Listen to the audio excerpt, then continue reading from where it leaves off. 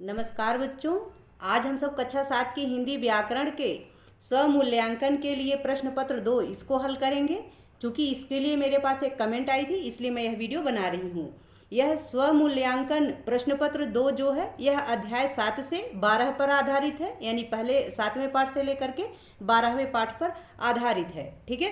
पहला प्रश्न है इसका, सही मिलान करो, यानी जो सही है जो शुद्ध है उसके साथ मिलान करो। क है निर्माता, तो निर्माता का सही मिलान होगा निर्मात्री। यहाँ हमने लिख भी रखा है जो भी है। ठीक है। क ख ग इधर है और क ख ग इधर करके लिख भी दिया है। ख है पुरुष, पुरुष का क्या होगा स्त्री। ठीक है। ग है विद्वान, विद्वान का क्या होगा विदुषी। ठीक है। घ है वर, वर का क्या होगा वधू। ङ है नेता, नेता का क्या होगा नेत्री। च है सम्राट, और सम्राट का होगा सम्राज्ञी। ठीक है। अगला प्रश्न है दूसरा, वचन के दोनों भेद उदाहरण सहित अपने सहपाठी को समझाइए। तो वचन के जो दो भेद हैं उनको उदाहरण देकर के अपने सहपाठी को समझाना है। तो उसको भी हम आपको दिखाते हैं। इसको आप इस प्रकार से अपने मित्र को समझा सकते हैं कि मित्र, हिंदी में दो वचन होते हैं, एक वचन और बहुवचन। एक वचन शब्द के जिस रूप से एक प्राणी या एक वस्तु का पता चले उसे एक वचन कहते हैं, जैसे कवि, दवाई, नदी, लड्डू आदि।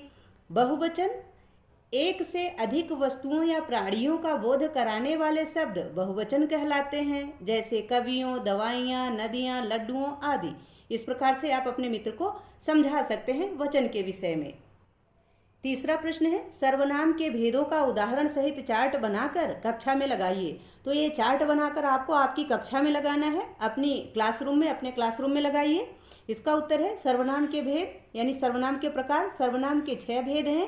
पहला है पुरुषवाचक सर्वनाम, जैसे मैं, तुम, तू, वह, हम, आप, वे आदि। दूसरा है निश्चयवाचक सर्वनाम, जैसे यह, ये, वह, वे आदि। तीसरा है अनिश्चयवाचक सर्वनाम, जैसे कोई, एक वचन में किसी ने, किसी को, किसी से, किसी को आदि। ठीक है। कोई बहुवचन में किन्हीं ने, किन्हीं को, किन्हीं का आदि। इस प्रकार से बनेंगे। ठीक है। चौथा है प्रश्नवाचक सर्वनाम, जैसे कौन, किसने, क्या आदि। पांचवा है संबंधवाचक सर्वनाम, जैसे जैसा, वैसा, जो, सो, जिसकी, उसकी आदि। और पांचवा है निजवाचक सर्वनाम, जैसे स्वयं, खुद, अपने आप आदि। तो यदि आप इसको और विस्तार से लिखना चाहते हैं तो आप अपनी पाठ्य पुस्तक में देखिए सर्वनाम के भेद, वहाँ पे आपको पूरा विस्तार से मिल जाएगा। आप विस्तार से लिख दीजिए उसको, यानी जैसा बुक में लिखा गया है सेम टू सेम वैसा एक चार्ट पेपर पर लिखिए और अपने क्लासरूम में लगा दीजिए। ठीक है। चौथा प्रश्न है, संख्यावाचक विशेषण और परिमाणवाचक विशेषण में क्या अंतर है, इस विषय पर कक्षा में चर्चा कीजिए।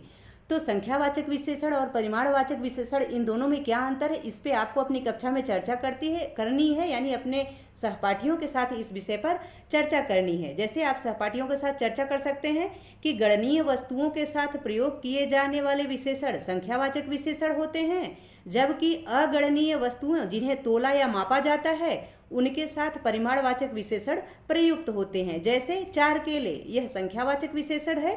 2 लीटर दूध, यह परिमाणवाचक विशेषण है, यानी दूध को मापा या तोला जाता है, जबकि केले को गिना जाता है। तो जो गिना जाता है जिनको, वे संख्यावाचक विशेषण होते हैं, और जिनको नापा या तोला जाता है वे परिमाणवाचक विशेषण होते हैं।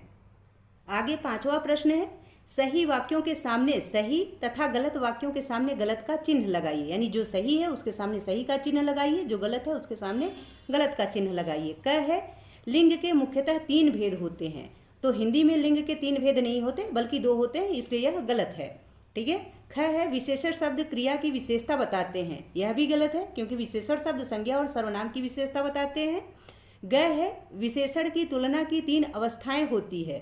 तो यह सही है, विशेषण की तुलना की 3 अवस्थाएं होती हैं। ठीक है। घ है वचन की पहचान क्रिया से होती है।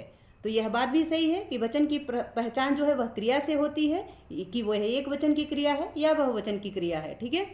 ङ है करण कारक के परसर्ग चिन्ह में पर हैं।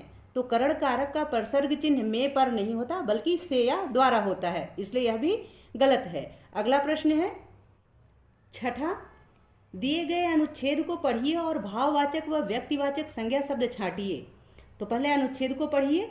आगरा का ताजमहल सौंदर्य व शिल्प का उत्कृष्ट नमूना है। इसकी सुंदरता व भव्यता को देखकर पर्यटक अचंभित हो जाता है।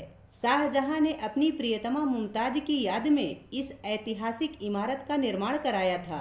यह दिल्ली से लगभग 200 किलोमीटर दूर यमुना नदी के किनारे पर स्थित है। यह विश्व के 7 सर्वाधिक आश्चर्यजनक अजूबों में से एक है। ताजमहल भारत की एक ऐसी अमूल्य ऐतिहासिक धरोहर है जो सच्चाई, ईमानदारी, शांति, पवित्रता, निर्मलता और अगाध प्रेमजन्य भावों का प्रतीक माना जाता है। तो इसमें आपको व्यक्तिवाचक संज्ञा और भाववाचक संज्ञा अलग करनी है, जो हमने यहाँ कर रखा है। आगरा, ताजमहल, शाहजहां, मुमताज, दिल्ली, यमुना, भारत, ये भाव व्यक्तिवाचक संज्ञा है, जबकि भव्यता, सुंदरता, सच्चाई, ईमानदारी, शांति, पवित्रता, निर्मलता ये भाववाचक संज्ञा के उदाहरण है। ठीक है, आशा है कि यह स्वमूल्यांकन आप सबके लिए बहुत लाभकारी होगा, अच्छा होगा, आपको अच्छे से समझ में आ गया होगा। यदि पाठ से संबंधित या वीडियो से संबंधित कोई सुझाव हो या आपकी कोई क्वेरी हो, प्लीज़ कमेंट बॉक्स में अवश्य लिखिएगा। वीडियो पसंद आए तो उसको लाइक करें, शेयर करें, चैनल पर नए हैं तो प्लीज़ उसे सब्सक्राइब अवश्य करें। बहुत बहुत धन्यवाद।